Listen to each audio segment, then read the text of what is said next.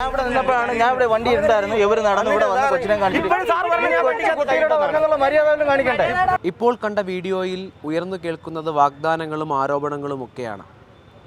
ഇത് അവസാനിച്ചു കഴിഞ്ഞ് വലിയ ആശങ്കയും ഭയവും ബാക്കിയുണ്ടായിരുന്നത് ഒരു 3 വയസ്സുകാരിയുടെ മനസ്സിലാണ്. അങ്ങനെയാണ് തോന്നയ്ക്കൽ സ്വദേശിയായ 3 വയസ്സുകാരി തന്നെയും അച്ഛനെയും പോലീസ് അപമാനിക്കാൻ ശ്രമിച്ചെന്ന പരാതി നൽകുന്നത്. 2021 ആറ്റിങ്ങലിൽ വെച്ചാണ് പോലീസ് പെട്രോളിംഗ് വാഹനത്തിൽ നിന്ന് ഫോൺ മോഷ്ടിച്ചെന്നാരോപിച്ച് പിങ്ക് പോലീസ് ഉദ്യോഗസ്ഥ തോന്നയ്ക്കൽ സ്വദേശികളായ ജയചന്ദ്രനെയും മകളെയും അപമാനിച്ചത്. ആരോപണം നേരിടുന്ന ഘട്ടത്തിൽ പോലീസിനോട് മകളെ കൂടി പരിഗണിക്കണമെന്ന് ജയചന്ദ്രൻ ആവശ്യപ്പെടുന്നുണ്ട്.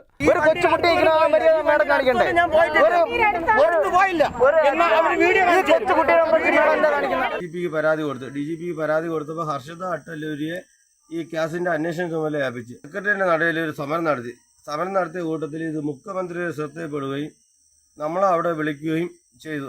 ഒടുവിൽ നേരിട്ട അപമാനം നീതികേടാണെന്ന് ചൂണ്ടിക്കാട്ടിക്കൊണ്ട് വിദ്യാർത്ഥിനി ഹൈക്കോടതിയിൽ ഹർജി നൽകി. പിന്നാലെ ബാലാവകാശ കമ്മീഷനും കോടതിയും ഇടപെട്ടു.